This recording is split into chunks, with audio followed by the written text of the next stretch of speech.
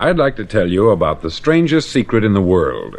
Not long ago, Albert Schweitzer, the great doctor and Nobel Prize winner, was being interviewed in London, and a reporter asked him, "Doctor, what's wrong with men today?" The great doctor was silent a moment, and then he said, "Men simply don't think." And it's about this that I want to talk with you. We live today in a golden age. This is an era that man has looked forward, dreamed of, and worked toward for thousands of years. But since it's here, we pretty well take it for granted. We in America are particularly fortunate to live in the richest land that ever existed on the face of the earth, a land of abundant opportunity for everyone. But do you know what happens? Let's take 100 men who start even at the age of 25. Do you have any idea what will happen to those men by the time they're 65? These 100 men who all start even at the age of 25 believe they're going to be successful. If you asked any one of these men if he wanted to be a success, he'd tell you that he did. And you'd notice that he was eager toward life, that there was a certain sparkle to his eye, an erectness to his carriage, and life seemed like a pretty interesting adventure to him. But by the time they're 65, 1 will be rich, 4 will be financially independent, 5 will still be working, 54 will be broke. Now think a moment. Out of the 100, only 5 make the grade. Why do so many fail? What has happened to the sparkle that was there when they were 25? What's become of the dreams, the hopes, the plans? And why is there such a large disparity between what these men intended to do and what they actually accomplished? When we say about 5% achieve success, we have to define success. And here's the definition. Success is the progressive realization of a worthy ideal. If a man is working toward a predetermined goal and knows where he's going, that man is a success. If he's not doing that, he's a failure. Success is the progressive realization of a worthy ideal. Rollo May, the distinguished psychiatrist, wrote a wonderful book called Man's Search for Himself. And in this book he says, "The opposite of courage in our society is not cowardice, it is conformity." And there you have the trouble today. It's conformity. People acting like everyone else, without knowing why, without knowing where they're going. Now think of it. In America right now, there are over 14 million people 65 years of age and over, and about 13 million of these 14 million are broke. They're dependent on someone else for life's necessities. Now, we learn to read by the time we're 7. We learn to make a living by the time we're 25. Usually, by that time, we're not only making a living, we're supporting a family. And yet, by the time we're 65, we haven't learned how to become financially independent in the richest land that has ever been known. Why? We conform. And the trouble is that we're acting like the wrong percentage group, the 95% who don't succeed. Now, why do these people conform? Well, they don't know, really. These people believe that their lives are shaped by circumstances, by things that happen to them, by exterior forces. They're outer-directed people.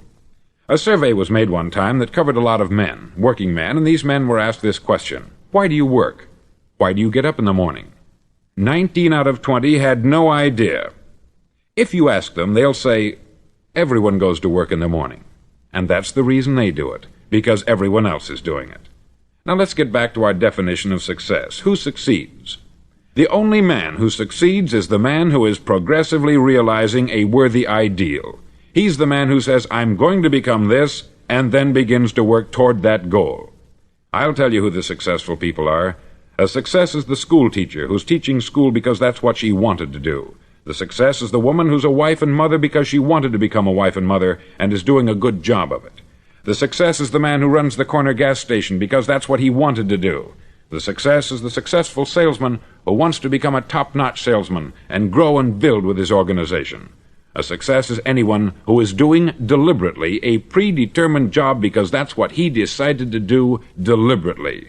But only 1 out of 20 does that. That's why today there isn't really any competition, unless we make it for ourselves.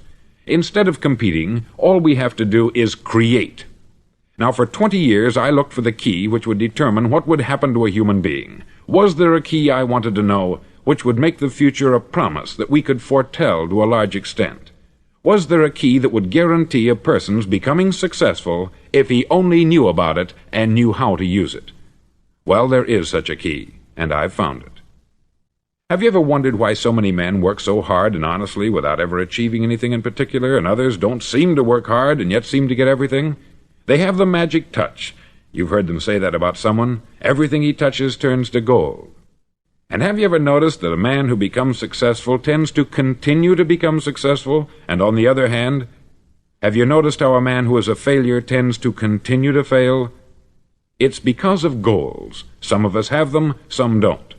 People with goals succeed because they know where they're going. Now think of a ship leaving a harbor, and think of it with the complete voyage mapped out and planned.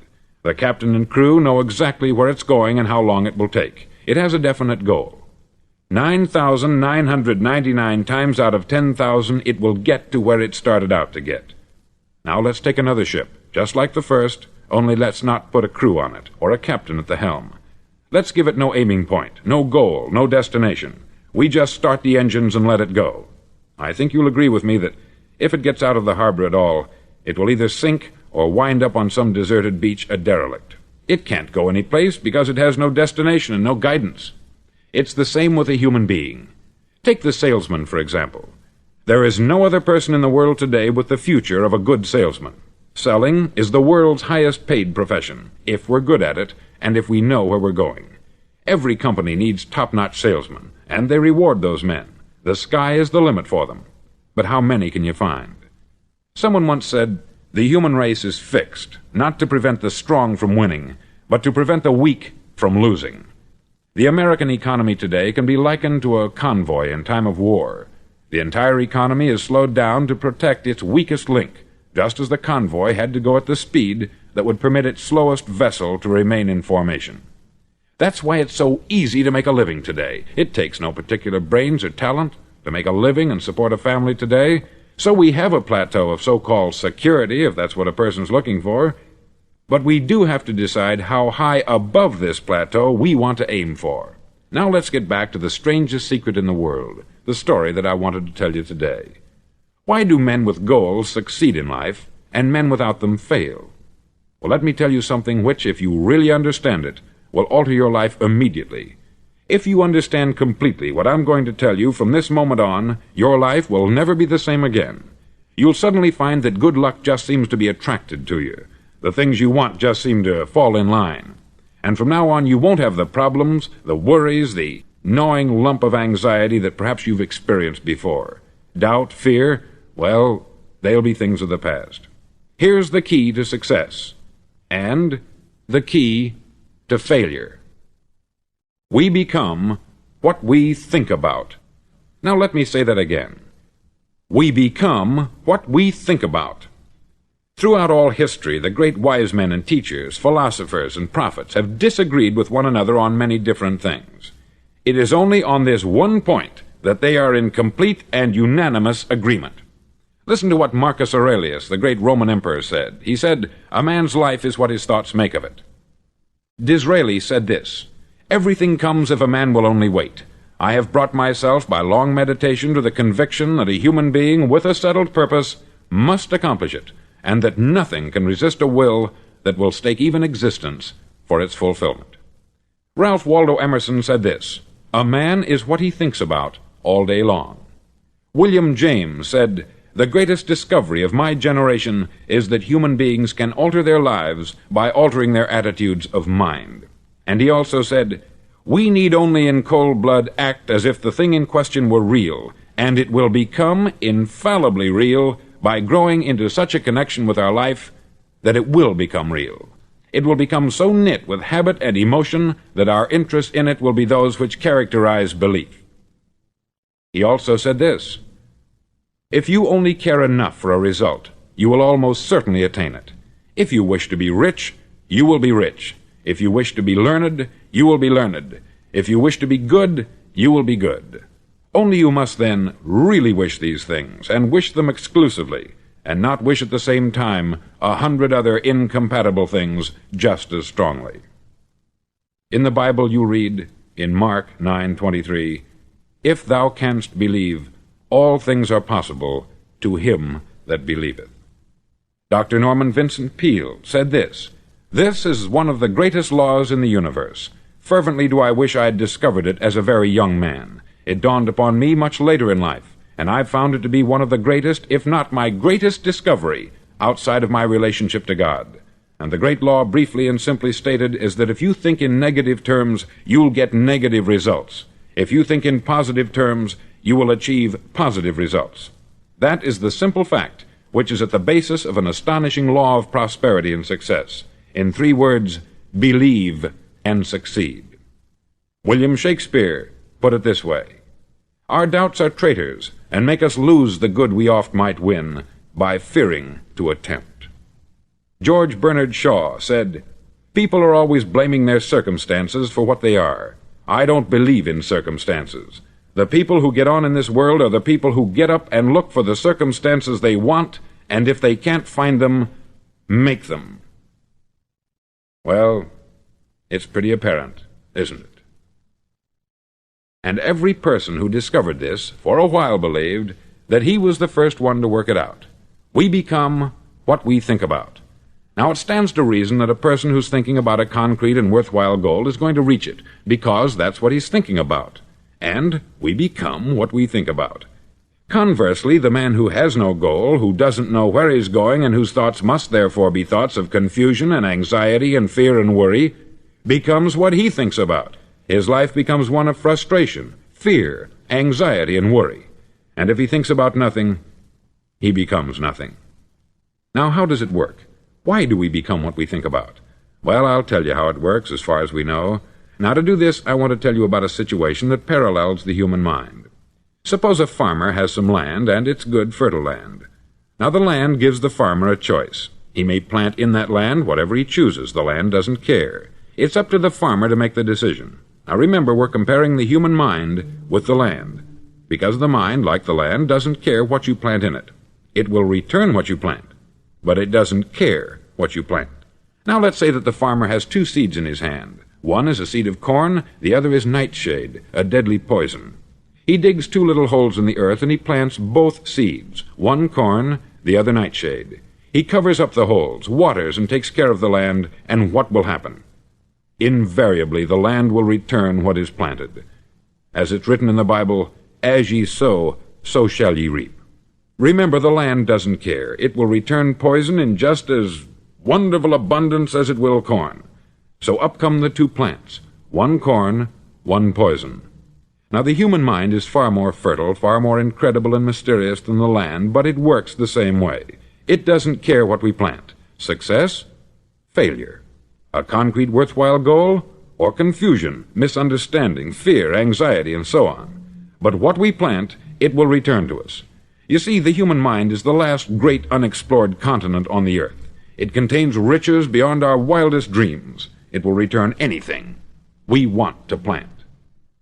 Now, you might say, well, if that's true, why don't people use their minds more? Well, I think they've figured out an answer to that, too. Our mind comes as standard equipment at birth. It's free, and things that are given to us for nothing we place little value on. Things that we pay money for, we value. The paradox is that exactly the reverse is true. Everything that's really worthwhile in life came to us free. Our mind, our soul, our body, our hopes, our dreams, our ambitions, our intelligence, our love of family and children and friends. All these priceless possessions are free, but the things that cost us money are actually very cheap and can be replaced at any time. A good man can be completely wiped out and make another fortune. He can do that several times. Even if our home burns down, we can rebuild it, but the things we got for nothing, we can never replace. The human mind isn't used merely because we take it for granted. Familiarity breeds contempt. It can do any kind of job we assign to it, but generally speaking, we use it for little jobs instead of big important ones. Universities have proved that most of us are operating on about 10% of our abilities. Decide now, what is it you want? Plant your goal in your mind. It's the most important decision you'll ever make in your entire life. Do you want to be an outstanding salesman, a better worker at your particular job? Do you want to go places in your company, in your community? All you've got to do is plant that seed in your mind. Care for it. Work steadily toward your goal, and it will become a reality. It not only will, there's no way that it cannot. You see, that is a law, like the laws of Sir Isaac Newton, the laws of gravity. If you get on top of a building and jump off, you'll always go down. You'll never go up. And it's the same with all the other laws of nature. They always work. They're inflexible. Think about your goal in a relaxed, positive way.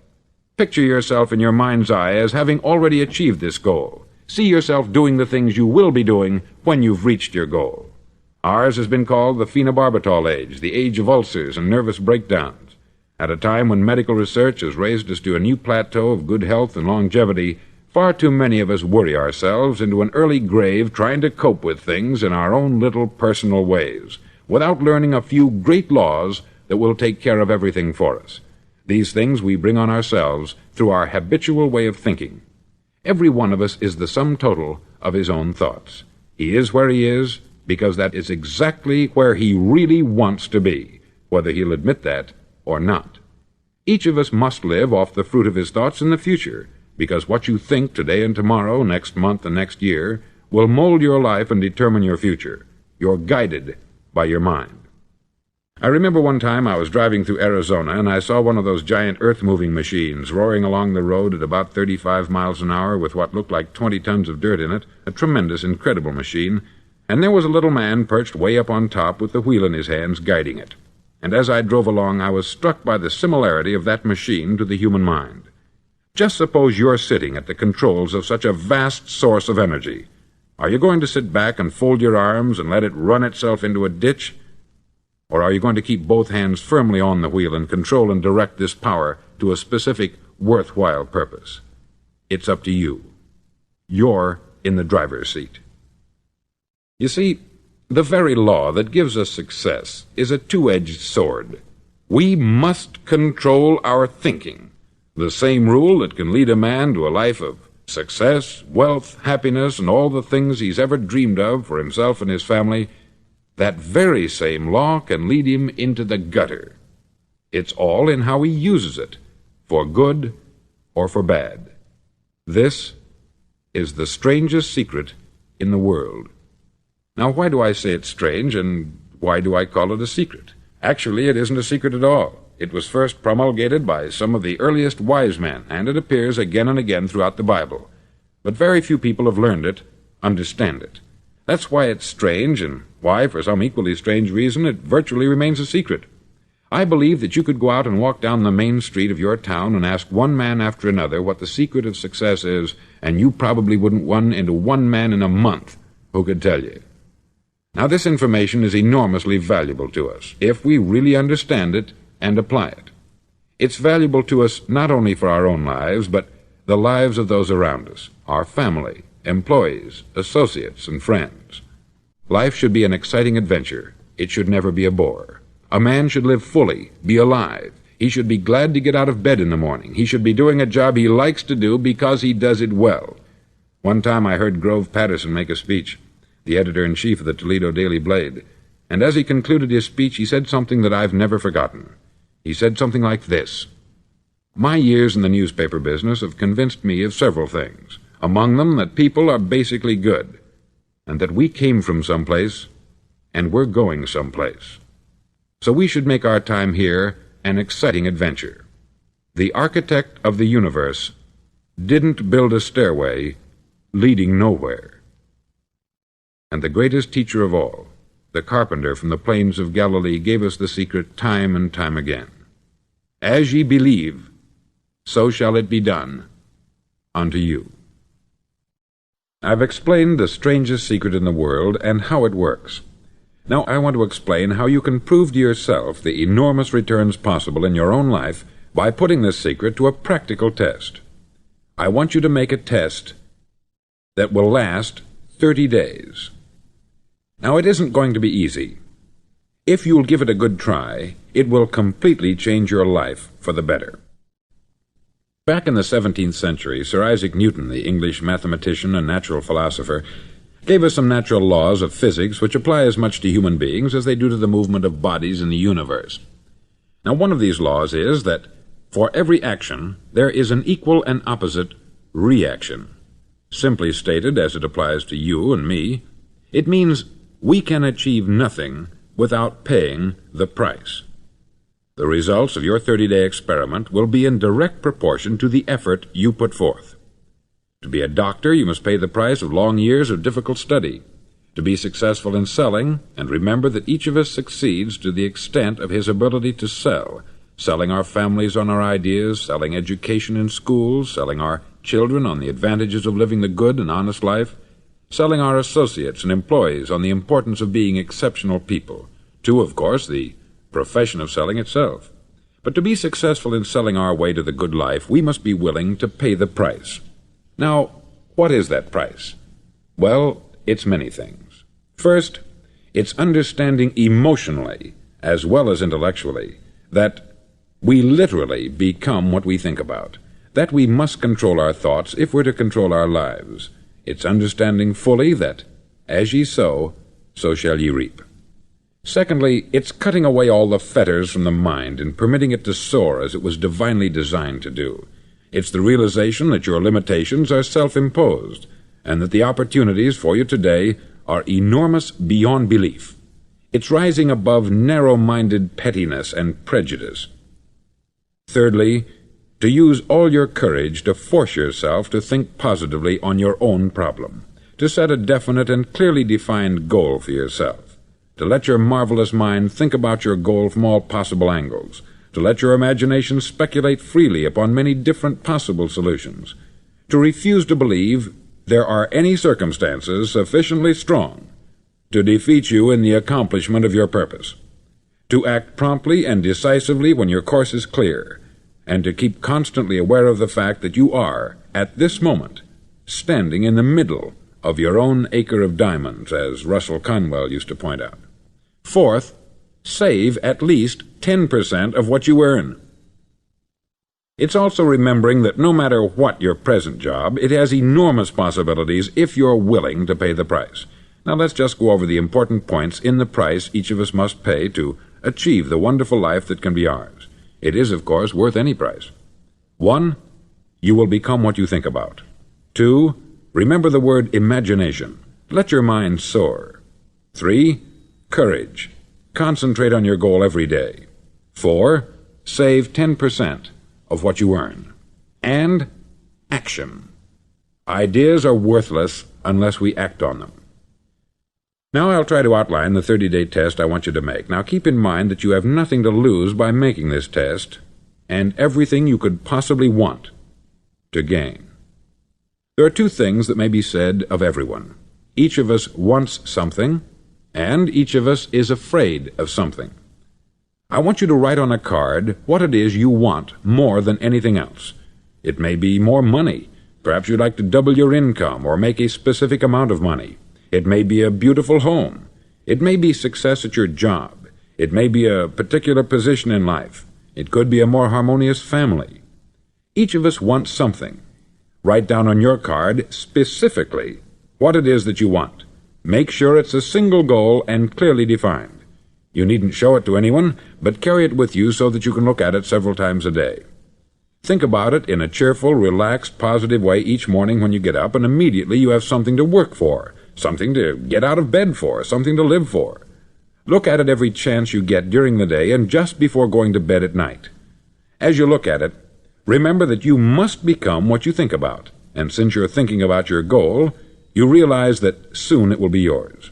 In fact, it's yours really the moment you write it down and begin to think about it. Look at the abundance all around you as you go about your daily business. You have as much right to this abundance as any other living creature. It's yours for the asking. Now we come to the difficult part. Difficult because it means the formation of what is probably a brand new habit, and new habits are not easily formed. Once formed, however, it'll follow you for the rest of your life. Stop thinking about what it is you fear. Each time a fearful or negative thought comes into your consciousness, replace it with a mental picture of your positive and worthwhile goal. There will come times when you will feel like giving up. It's easier for a human being to think negatively than positively. That's why only 5% is successful. You must begin now to place yourself in that group. For 30 days you must take control of your mind. It will think only about what you permit it to think. Each day for this 30-day test, do more than you have to do. In addition to maintaining a cheerful, positive outlook, give of yourself more than you've ever done before. Do this knowing that your returns in life must be in direct proportion to what you give. The moment you decide on a goal to work toward, you're immediately a successful person. You're then in that rare and successful category of people who know where they're going. Out of every 100 people, you belong to the top 5. Don't concern yourself too much with how you're going to achieve your goal. Leave that completely to a power greater than yourself. All you have to do is know where you're going. The answers will come to you of their own accord. Remember these words from the Sermon on the Mount, and remember them well. Keep them constantly before you this month of your test. Ask, and it shall be given you. Seek, and ye shall find. Knock, and it shall be opened unto you.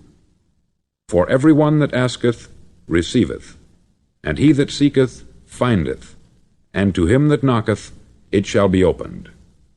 It's as marvelous and as simple as that.